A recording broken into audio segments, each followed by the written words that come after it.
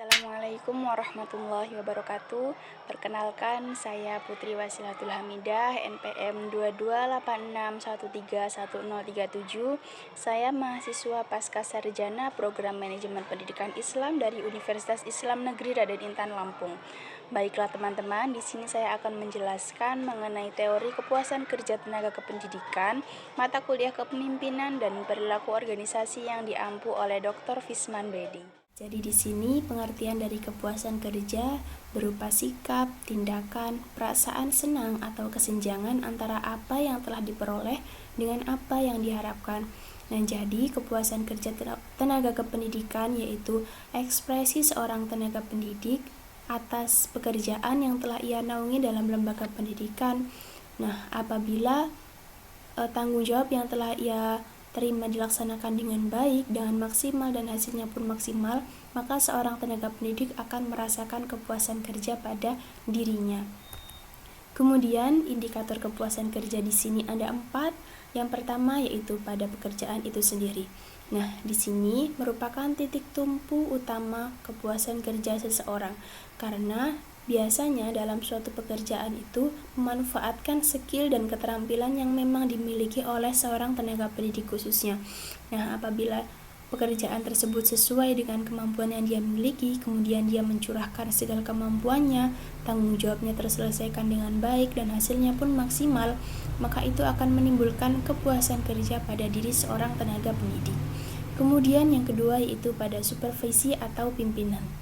Jadi di sini sikap seorang supervisi atau pimpinan sangat mempengaruhi munculnya kepuasan kerja pada anggotanya. Karena apabila pemimpin tersebut ramah, loyalitas, kemudian memberikan ruang kepada anggota untuk ikut berpartisipasi, ikut berpendapat dan ikut serta memajukan suatu organisasi, maka itu akan menimbulkan kepuasan kerja pada diri seorang tenaga pendidik. Kemudian yang ketiga yaitu kepada payment atau gaji. Nah, di sini gaji juga menjadi indikator kepuasan kerja. Karena selain bekerja, seseorang juga ingin mendapatkan imbalan atas apa yang telah ia kerjakan. Apabila imbalan tersebut dirasa sesuai dan juga imbang antara yang ia curahkan kepada pekerjaan, maka ia akan merasakan puas. Juga ditambah lagi dengan segala fasilitas yang memunculkan kesejahteraan keluarganya. Kemudian yang terakhir yaitu kepuasan kerja pada rekan kerja. Nah, dalam suatu organisasi pasti ada beberapa orang yang ikut serta berpartisipasi, bersolidaritas untuk melaksanakan tanggung jawab dan juga untuk mencapai tujuan suatu organisasi.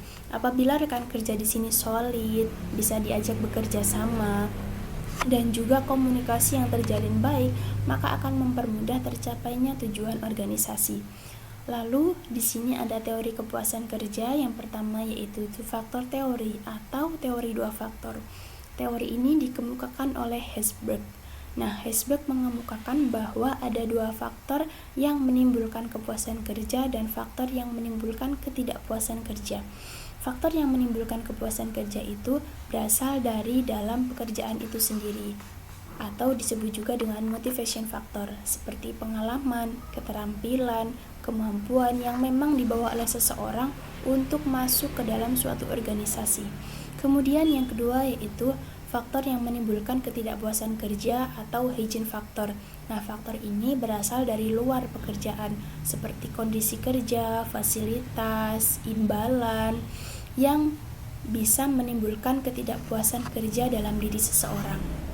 Nah, faktor yang lalu the value percept theory atau teori nilai. Teori ini dikemukakan oleh Colquitt. Nah, ia berpendapat bahwa tingkat kepuasan kerja seseorang dilakukan secara menyeluruh atau overall job satisfaction. Dilakukan dengan cara mengukur kepuasan kerja pada gaji, kepuasan kepada supervisi, kepuasan kepada rekan kerja, dan kepuasan kepada pekerjaan itu sendiri. Nah, kemudian di sini saya mengambil contoh kasus dari salah satu jurnal Ia mengukur tingkat kepuasan kerja tenaga kependidikan di Institut Pertanian Bogor melalui iklim dan motivasi kerja. Hasil penelitiannya yaitu R-square sebesar 0,458. Nah, ini menunjukkan bahwa iklim dan motivasi kerja mempengaruhi tingkat kepuasan kerja seorang tenaga kependidikan. Lalu sisanya 0,46 merupakan faktor lain. Kemudian, dampak dari ketidakpuasan kerja.